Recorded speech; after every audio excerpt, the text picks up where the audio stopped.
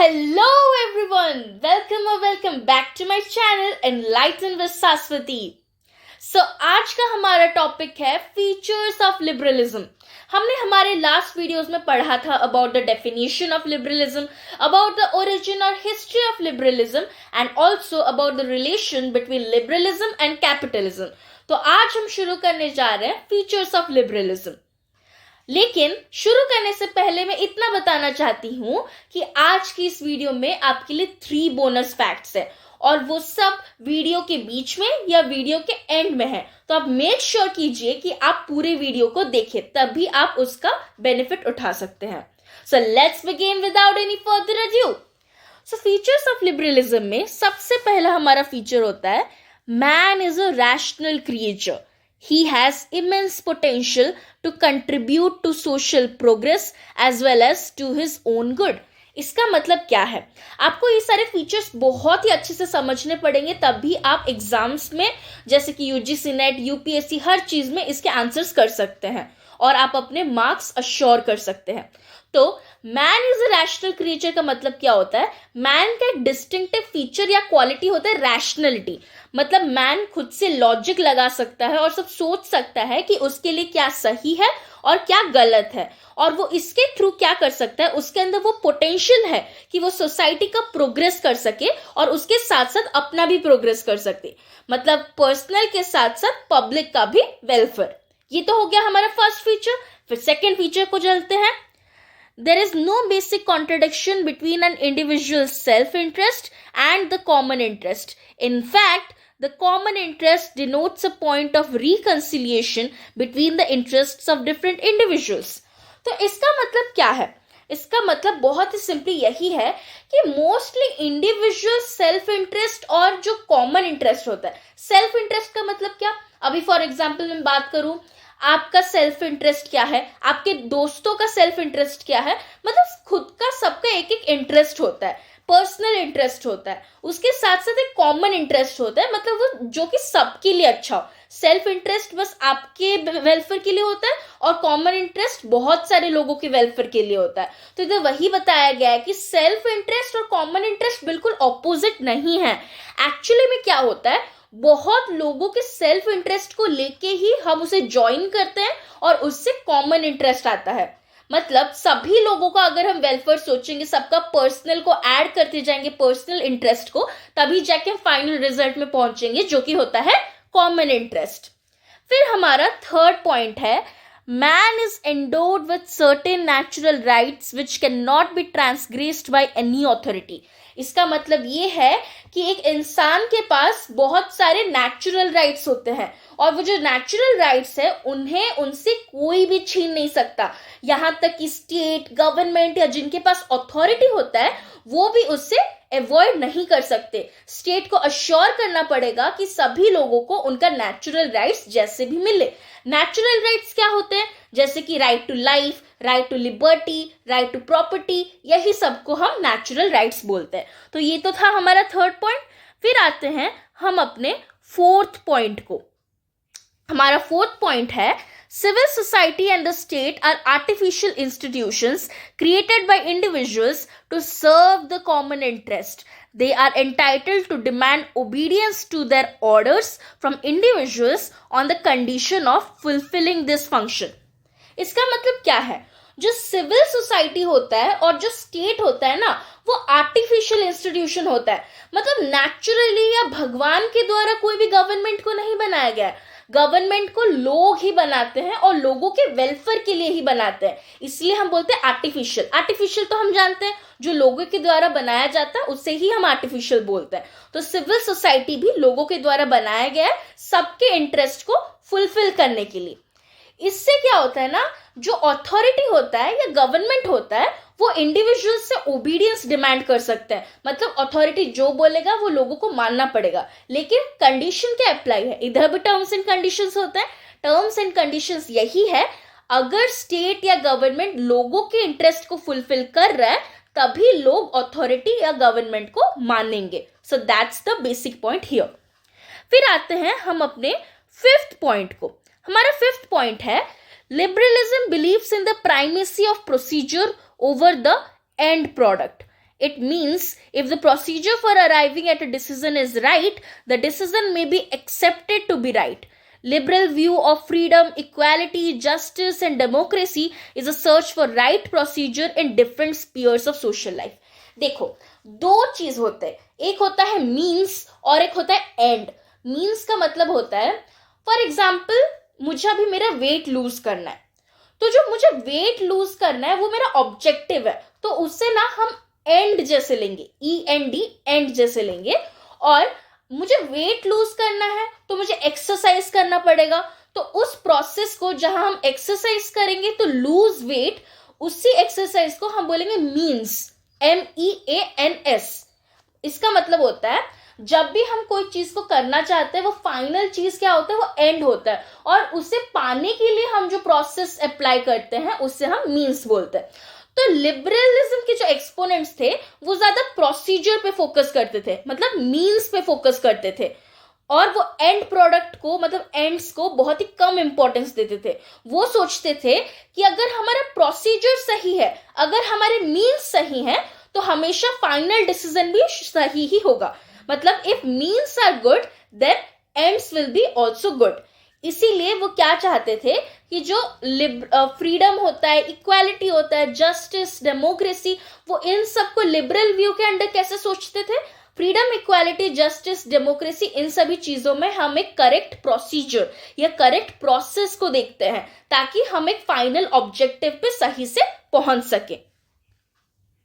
फिर हमारा 6th point है, liberalism promotes civil liberties of the individual, including freedom of thought and expression, freedom of association and movement, personal freedom, which rules a search or arrest without a warrant, and strict compliance with legal and judicial procedure. Any restriction on individual freedom should be meant to ensure equal freedom for others. इसका मतलब ये है कि liberalism में ना, मैंने जैसा already हमारे प्रीवियस वीडियोस में बोला था कि लिबरलिज्म से क्या होता है, हमें सिविल लिबर्टीज मिलते हैं. सिविल लिबर्टीज क्या होता है, जो हमारे पर्सनल लिबर्टीज होते हैं, पर्सनल फ्रीडम होता है.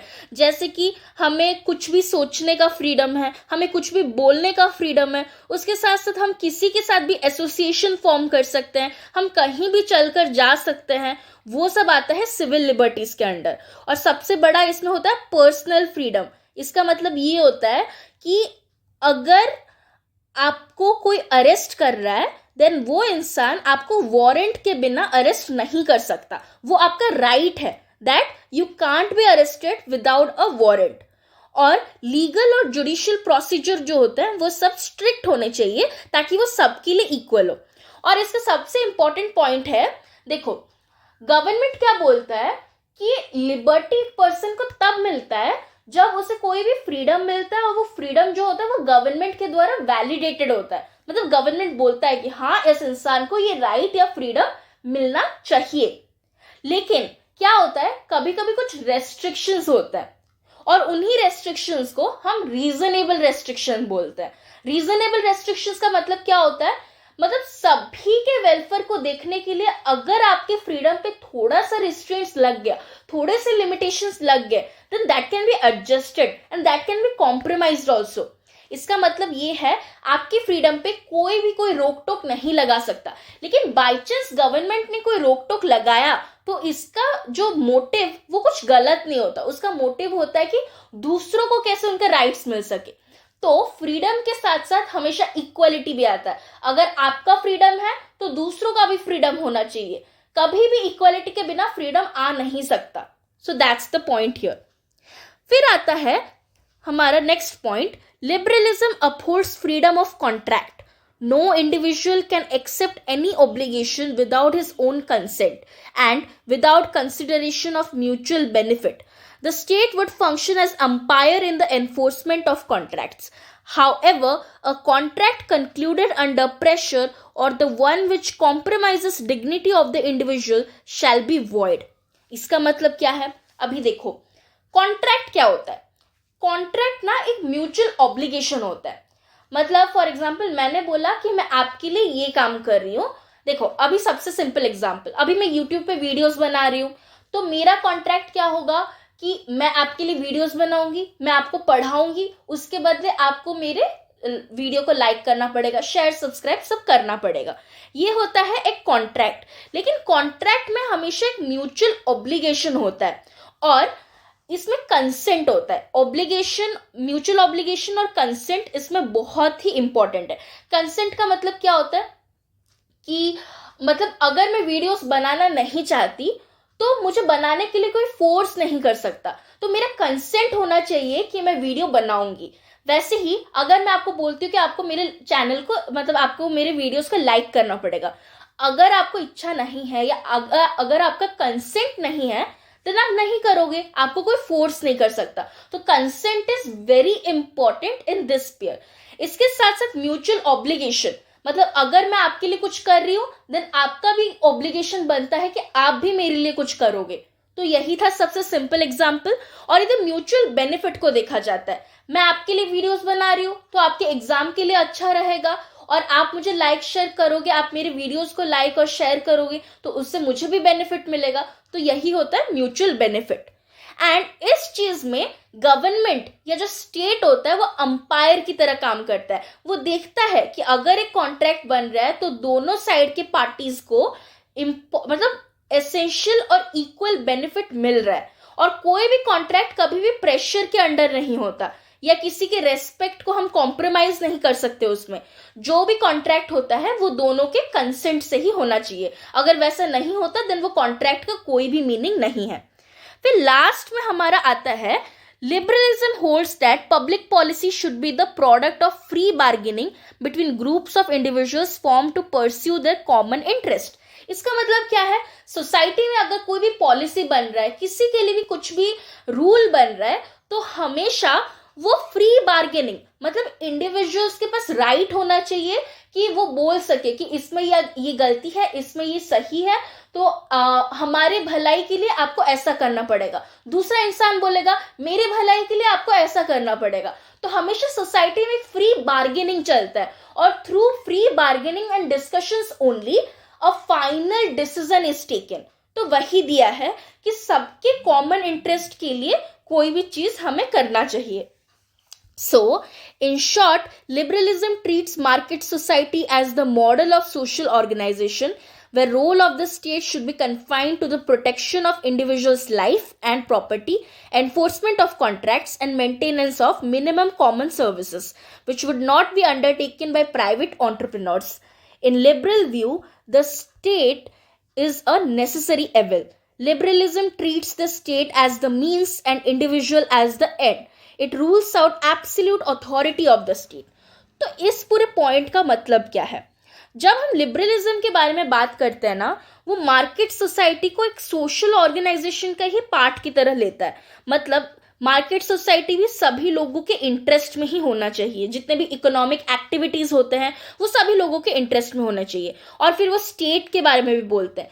लिबरल एक्सपोनेंट्स जो होते हैं उनके हिसाब से ये व्यू है कि स्टेट का हमेशा एक लिमिटेड रोल होना चाहिए। स्टेट को हमें पूरा कंट्रोल नहीं करना चाहिए, स्टेट को बस हमारे राइट्स को प्रोटेक्ट करना चाहिए। और जैसे मैंने कॉन्ट्रैक्ट्स का एग्जांपल दिया था, वैसे ही कॉन्ट्रैक्ट्स को अच्छे से एनफोर्स करने के लिए स्टेट का रोल होता है उसमें।